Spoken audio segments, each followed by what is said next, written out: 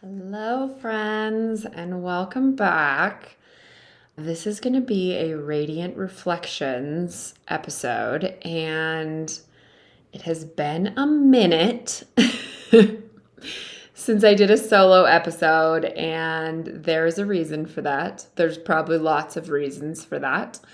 But I realized it had been a really long time. I think the last solo-ish episode that I did was with my sister at the beginning of the year in January. If you want to go back and listen, it is it's a bonus episode reflecting on 2024, loss, growth, and fresh starts with Tegan. So that was with my sister. She was kind enough to go over her 2024 and what she's looking forward to in 2025. And we both went over that stuff. I've had a lot happening personally that has kept me from doing a solo episode. And then I've also just been doing a whole bunch of interview episodes as well. Just life got away from me, and here we are. So I apologize to all my listeners for not having done a solo episode in a minute, but thank you for being patient and thank you for continuing to listen. I was feeling inspired to do a solo episode because Mother's Day is coming up this weekend, and Mother's Day is a very difficult day for me. So that is what triggered this episode, prompted this episode. And also, like I said, it had been a while. Here we are. So I'm back for a solo. And I hope you all have had a lovely beginning of the year. I unfortunately know of so many people that have had a difficult beginning of 2025. And so I'm sending love to all of you out there that have been struggling at the beginning of this year. As far as me, my husband and I just recently went to San Diego for a weekend with our dear friends from Canada, and that was really lovely. I love the beach. Anybody who knows me, I adore the beach, so it was a wonderful vacation. We went to Nicaragua in January, and I don't think I talked about that because I think that last episode was before that. But it was amazing. It was absolutely wonderful. The beaches are incredible. The people were really nice. The food was really good. We did get into a little bit of a scooter accident, which apparently is common on the island of Ometepe.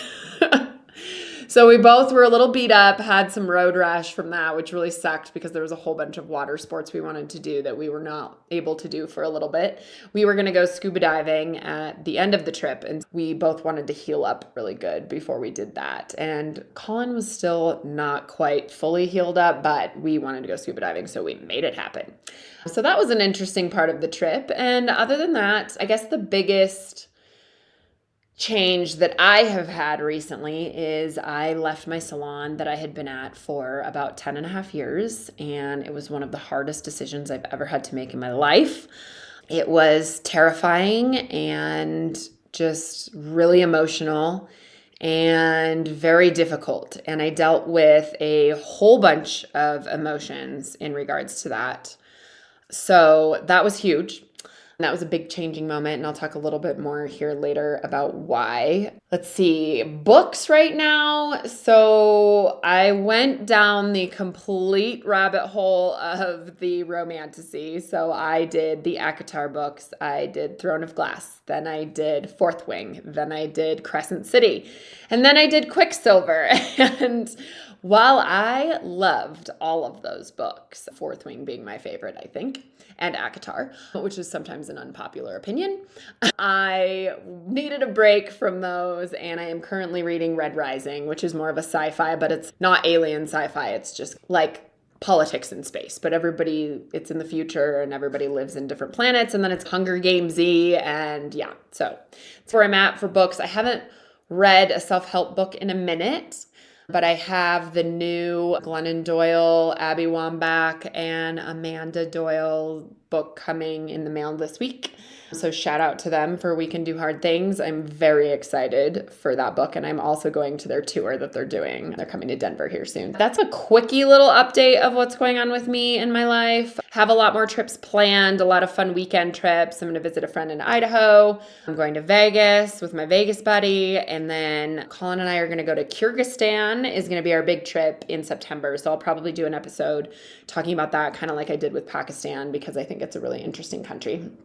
And I'm sure we're going to learn a lot. That's our big September trip, and then Seattle and Disney at the end of the year. So that's my little quickie life update. So in this episode, I want to talk about a few different things. A little bit of grief, a little bit of hope, some energetic shifts, authentic truth, things like that. That's where we're going to go today. So hope you're feeling it.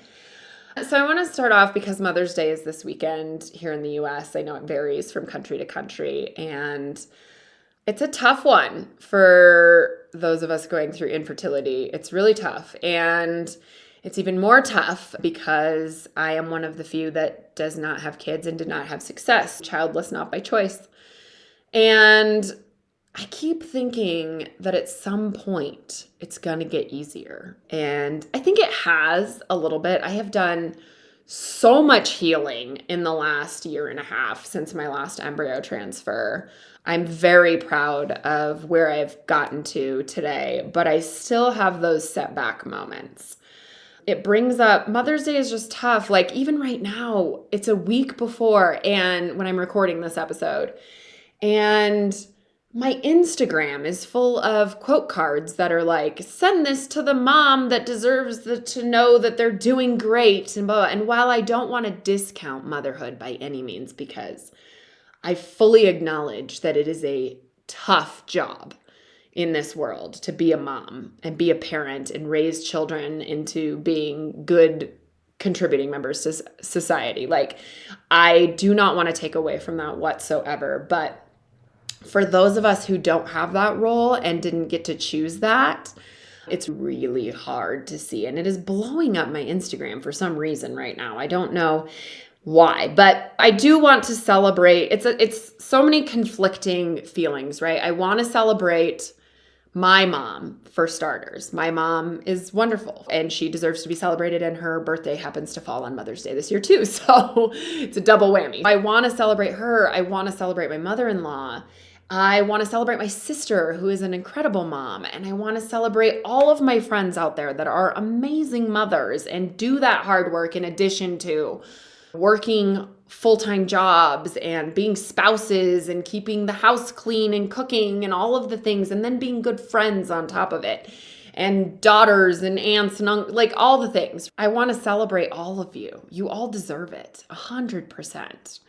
So it's those feelings mixed with my own feelings of how I feel about Mother's Day and how difficult it really is. It just brings back all the ick, all the hurt, all of it, and reminds me that I'm not a mother and that I didn't get to choose that.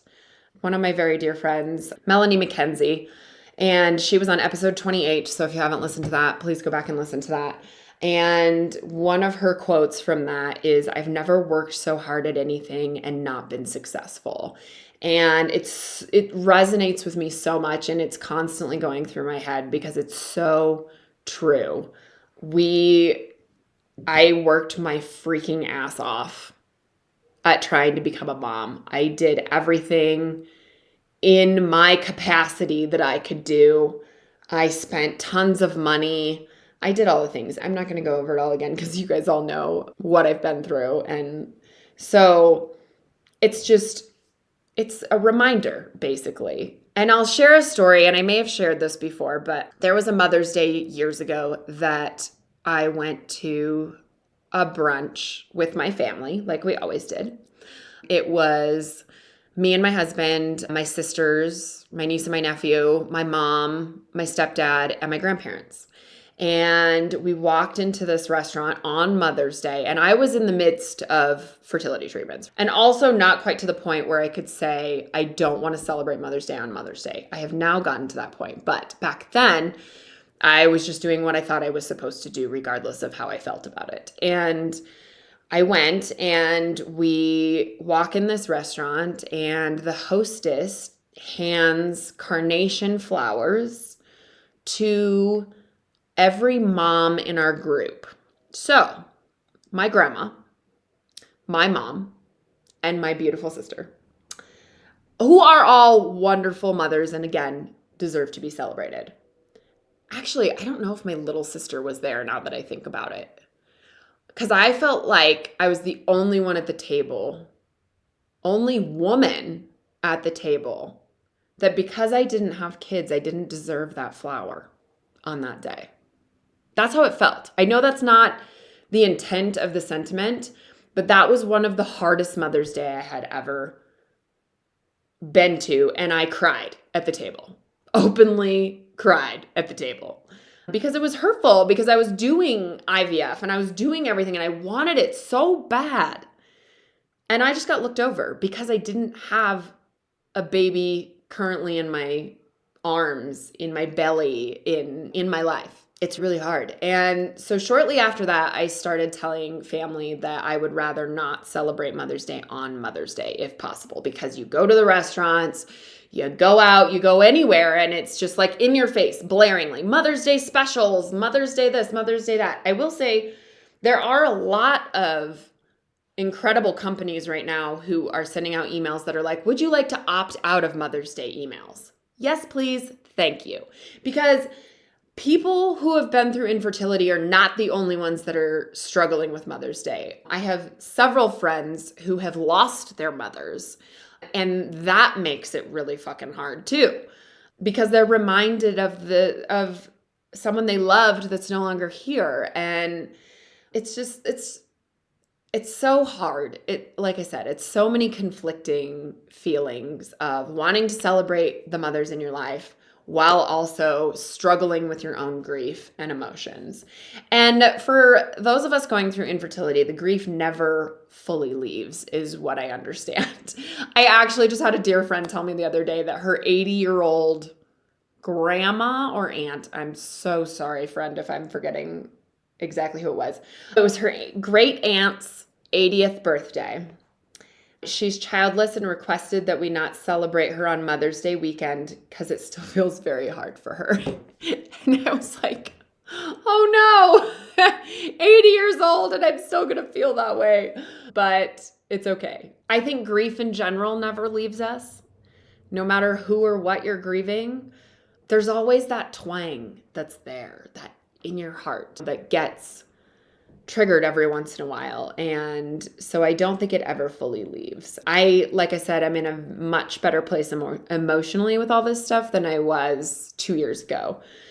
So I think Mother's Day will be very different. But in the past, I have shut my phone off, shut all my technology off, and just did stuff around the house. And it was one of the best days that I ever had. My husband was working and I was home alone, and I just disconnected, and I baked, and I did all the things. I read books, I went for walks, I did all the things, and I got done and I was like, that was a great day. So if you are struggling, give yourself permission to shut out the world. It's okay. You can. And I'm giving you that permission because we need that sometimes. We need somebody to just tell us it's going to be okay, to do that and to protect ourselves and our heart and soul. I've had to make many decisions like that over the years.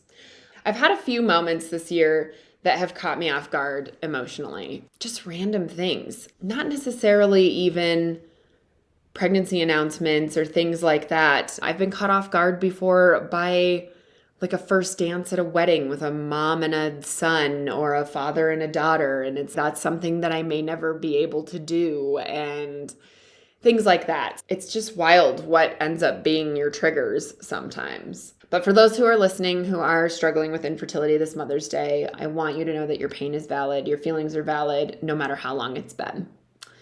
It's okay for it to still hurt and for you to protect your peace, for sure. I had something happen recently. It was like 3 random triggers, and I'm going to talk about it because it wasn't your standard triggers. So it was interesting because the amazing photographer that I use for my brand photos for my business, I saw one of her posts pop up on Instagram, and it was of the fertility doctor that did my most recent embryo transfers. She had done this woman's brand photos, and they were beautiful because my photographer, she's amazing and so talented. And I was like, oh, but like seeing that woman and her name, the doctor and all that stuff, I was like, oh, crap. So it like stirred up some feelings, brought back some like memories from when I was going through my treatments. And that was really a trigger that I wasn't expecting and random that you wouldn't think of normally.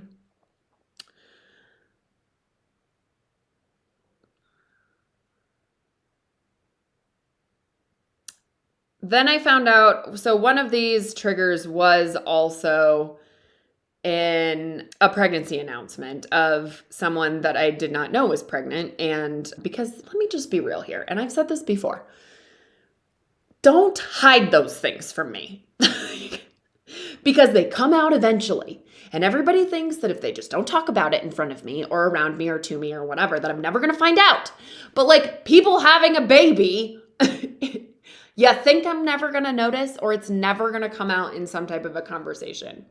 So that was extremely triggering. Oh, and then I saw a post about miscarriages that someone I knew was going through on social media, and that was a really tough one too. Yeah, so just like random things that aren't, like I said, necessarily your typical triggers of pregnancy announcements. Obviously, one of those was, but also I mentioned in the Reflecting on 2024 episode that I was thinking of looking into a reproductive immunologist. So, update on that. I did a consultation with a reproductive immunologist in February. So he looked at all of my records and said, I can't see anything blaringly wrong in any of these, but it's because they weren't testing for the right things. So I'm going to send you a bunch of blood work that I want you to get done, and then we'll talk again in a few months when you get that done. I'm like, okay. It was the most expensive 15-minute conversation I've ever had in my life. I don't know why they couldn't just go over my records and be like, okay, now you need to go do this blood work. So I put it off and I put it off because there were so many emotions with it. I was on the fence on if I even wanted to go this route, but there's still a very small part of me that does not want to give up on this journey just yet. But I don't want to keep going back to IVF and doing the same freaking thing that I've done over and over and hoping for a different outcome.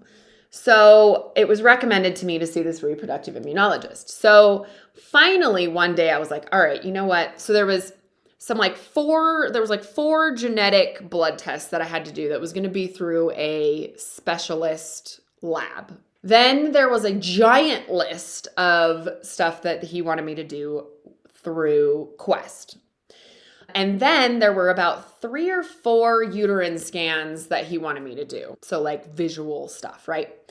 So one day I was like, you know what? I'm just going to go do the Quest stuff and get that out of the way because like how bad could that be? It's a Quest lab. It can't be that expensive. It can't be that invasive. Let's just do that. Because the specialty blood tests that were about those four genetic tests, they were about $150 a piece, and insurance doesn't cover any of those. I was like, all right, I'll go do the Quest stuff. So I had a whole bunch of appointment issues at Quest. But I went in for the actual blood draw, and the girl looks at me and she goes, okay, so there's an out-of-pocket cost today after your insurance, and it's $1,500. And I was like, I'm sorry, what? I was not prepared to pay $1,500. I thought, well, they'll bill my insurance and I'll get a bill later, which not that I want a surprise bill of $1,500, but I was like, what? Turns out this blood work was $10,000 worth of blood work pre-insurance. With my insurance, $1,500. So I left because I was like, I don't want to pay $1,500 for this today. That is not what I was trying to do. And they wanted it right now before they even did my blood draw. This was before they even poked me. And so the girl was really nice. We sat and chatted for a bit. And then she's like, why don't you go ask the doctor what of these are most important? And we can do some of them and we can work our way through them, whatever. And I was like, okay. Sure. But at the end of the day, I know that doctor wants all that blood work at some point, whether I do it bits at a time or I do it all in one go. So I don't think I'm going to get out of any of that. So then I just really started to do some soul searching on whether or not this is a route I want to go. And I think I've decided I don't want to go that route. Because then to go over all of this blood work and all these tests is going to cost me another like $500. And then he's going to come up with some type of treatment for whatever we find out in the blood work. And I have to do that treatment for however long, and I have to pay for that. And then we have to do the tests all over again. And if everything's cleared up, then I can go try to get pregnant again, either with IVF or naturally. Like, I really had to do some soul searching on whether or not this is something I wanted to do. And as of right now, I'm still up in the air, but I'm leaning towards no, because the emotional toll that this has all taken on me has been debilitating in the past.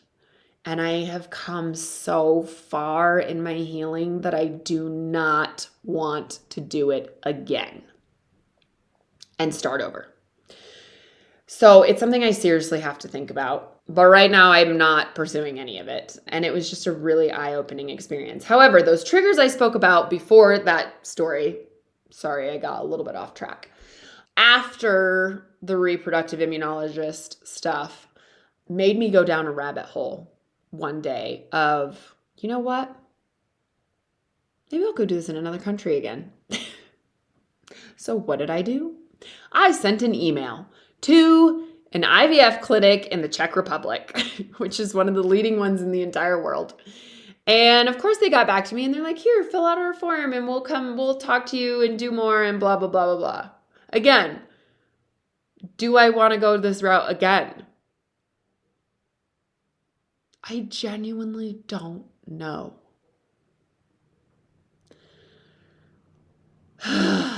It's exhausting. It's a constant battle inside my head. And every month that I'm coming up on my period, I'm thinking, maybe this is the month. Maybe this is the month. Maybe this is the month. Maybe this is the miracle month. And it never is. Hasn't been for almost a decade. I've been just trying to live life happily. I have a wonderful life, wonderful husband, and being grateful for all the things that I do have. And sometimes it's hard. Sometimes I still fall into that deep, dark hole. Not as often as I used to, which is good. But good Lord, it's tough. Just tough. That's where I'm at with my infertility right now. I want to go back and talk about the big life change that I had. Leaving my salon, like I said, was the most difficult and emotional thing I have had to face in a while. Tore me apart. Even though I knew deep down in my soul it was the right thing to do, I wanted to be closer to home. I wanted to have a little bit more autonomy and do my own thing. I felt like I'd hit the ceiling where I was. And I was also not as inspired as I used to be. And I was really struggling with that on a day-to-day basis in the salon. And so I did it. I did one of the hardest fucking things I've ever had to do. Truly. Anybody that walked that journey with me, I'm so fucking grateful for you. Truly. I needed all the support I could get. It was huge. So I have been at my new place, which is a suite completely by myself.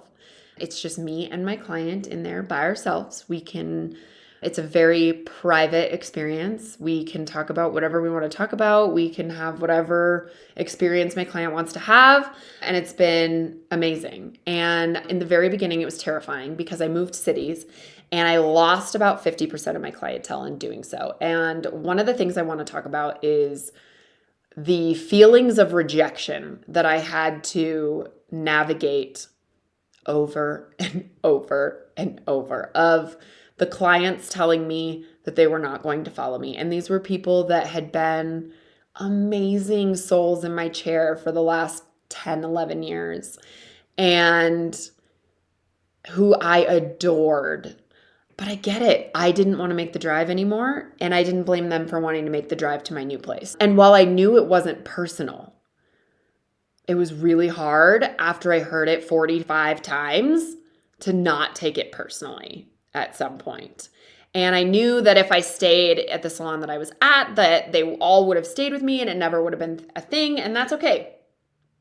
It wasn't personal. It absolutely wasn't. But I gotta tell you, hearing that rejection over and over was so emotionally difficult.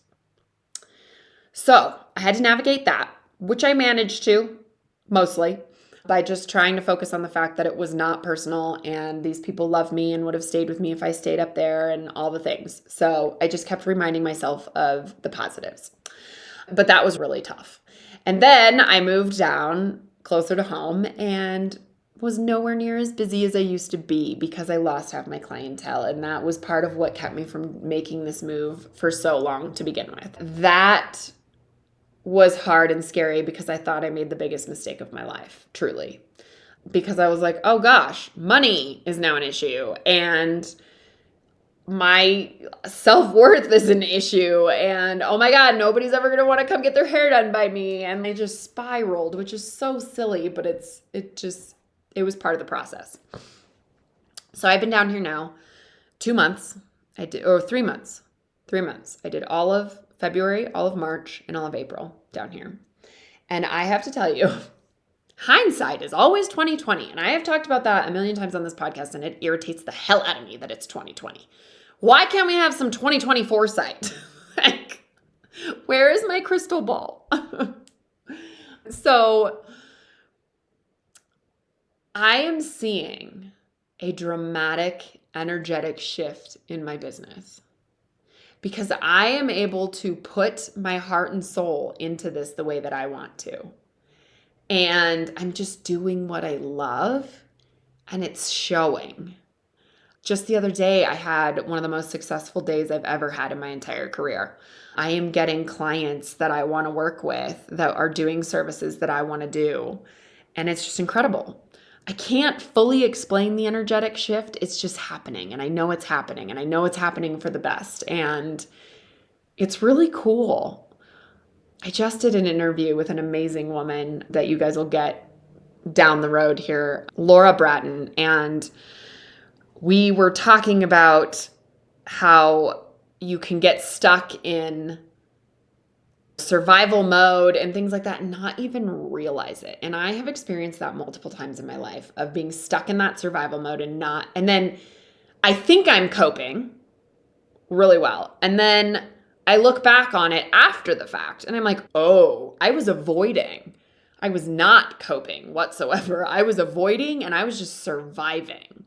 But you don't ever know it until after the fact. And it is so frustrating. So it's cool because I feel like I'm able to recognize this energy shift a little bit better earlier to appreciate it while it's happening.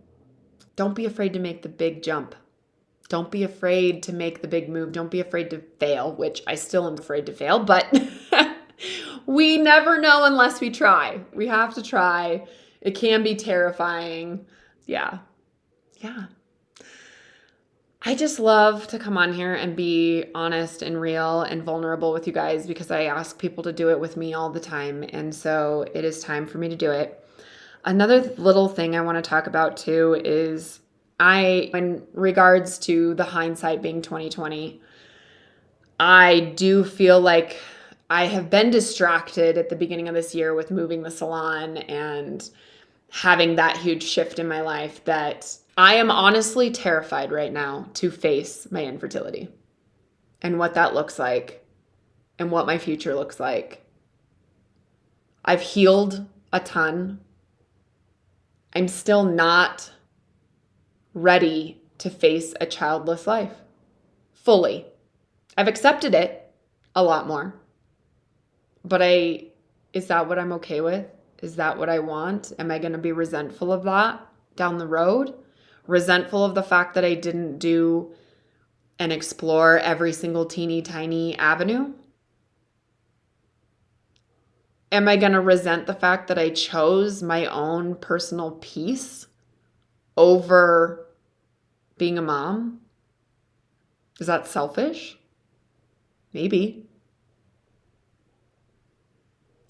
But after being beat down for 10 years by this fucking disease, I don't think it's unreasonable. I think anybody in my shoes would probably feel similarly. But it's hard because I constantly question if I did enough. And I don't know. And I don't like to think about it. And I avoid it in my brain a lot, even though I'm reminded every month how big of a failure I am with that. It's really hard. It's the biggest failure of my life. And yay, I get to be reminded of that this weekend. So, part of this podcast is I want to share the real hard shit. Because we all have real hard shit. All of us, everyone. I don't care who you are.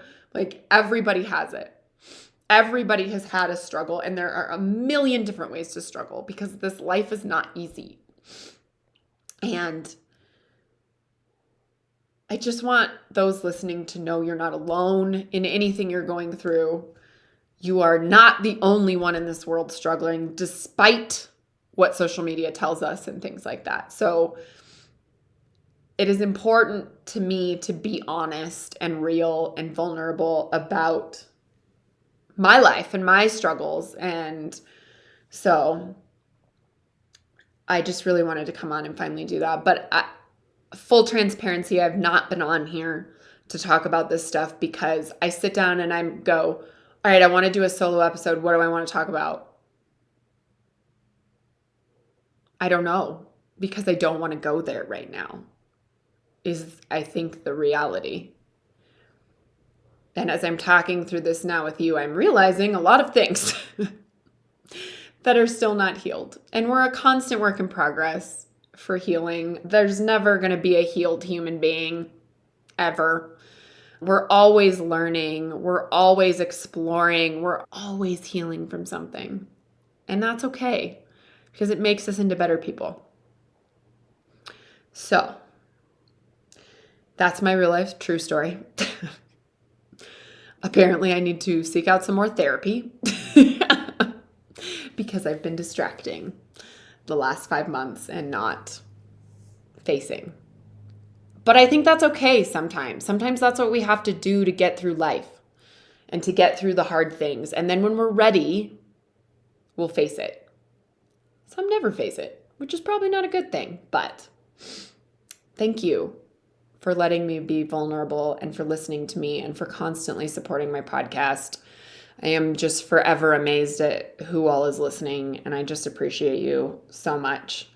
I wanted to close out on some ideas of what not to say to someone who's struggling on Mother's Day with infertility specifically. I can't speak to those who have lost their moms because I have not lost my mom yet. I am grateful for that. But for those that are struggling with that out there, whether you're estranged from your mom or your mom has passed away or just is not in your life anymore, I see you and I love you and I'm sending you so much love. For those struggling with infertility this Mother's Day, I really see you. I'm sending you so much love. I am here for you. You are not alone. You are seen. And it's okay. It's okay to grieve it and be upset and sad and all the things. Do not say at least statements. At least you never had a miscarriage.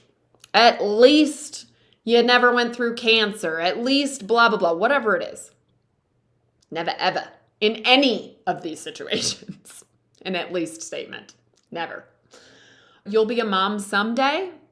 Or one thing I've heard is there are several different ways to be a mom, or lots of different ways to be a mom. Sure, that doesn't necessarily mean that's the way I want to be a mom. Don't say that, please, to people. It gives toxic hope and Like, people could say that to me, and here I am, okay? So please don't say that. Have you tried and then gave advice? Don't give advice. Don't give advice in any situation. If there's anything I've learned through this podcast and talking to people, don't ever try to solve people's problems. And I know I'm guilty of it sometimes too, for sure. But don't try to solve other people's problems. Just be there, love them, care for them. Don't offer suggestions if you don't know. Or ask them, hey, I have a suggestion. Are you willing to hear it? If not, no big deal. I don't get this one as much anymore because I've literally tried everything. But that's not true. I do get, have you tried donors? Have you tried surrogacy? Have you tried adoption? No, because those are personal choices. Very personal and do not come any easier. Just saying. Yeah. Just some ideas of things not to say this Mother's Day. Those are just a few. I'm sure that my listeners that are infertile would come up with a million more, because I could do a whole podcast episode on what not to say to people, especially after doing this podcast, just what not to say.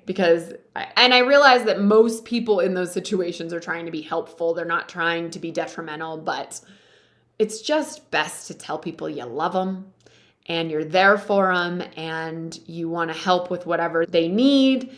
And then if you're a doer, help them out in other ways, okay? Cook them some meals or go to their house and hang with them for a day or whatever that may be. Whatever your love language is, do that. Yeah. I just want to send everyone out there this Mother's Day so much love. Anyone who's struggling in any situation with it, anyone struggling in anything, any loss, any struggle, I'm sending you love. I want to remind you that it's okay to honor your truth, even if it's heavy. If you're navigating grief or change, you're not alone, and you're allowed to feel both loss and joy at the same time. So, thank you so much for listening to this very vulnerable, very honest conversation. Thank you for making it through. Thank you for listening to me. Thank you for constantly listening to the podcast. If you feel compelled to come and chat with me and share your story on the podcast, I would love to have you. Any type of guest, any story. I want to keep sharing it and I want to keep putting it out in the world. And also, I think it can be very therapeutic to share your story sometimes when you're in the right place to do it and when you're ready to do it. So I love you all so much. Thank you so much for listening. And I'll see you all in the next episode.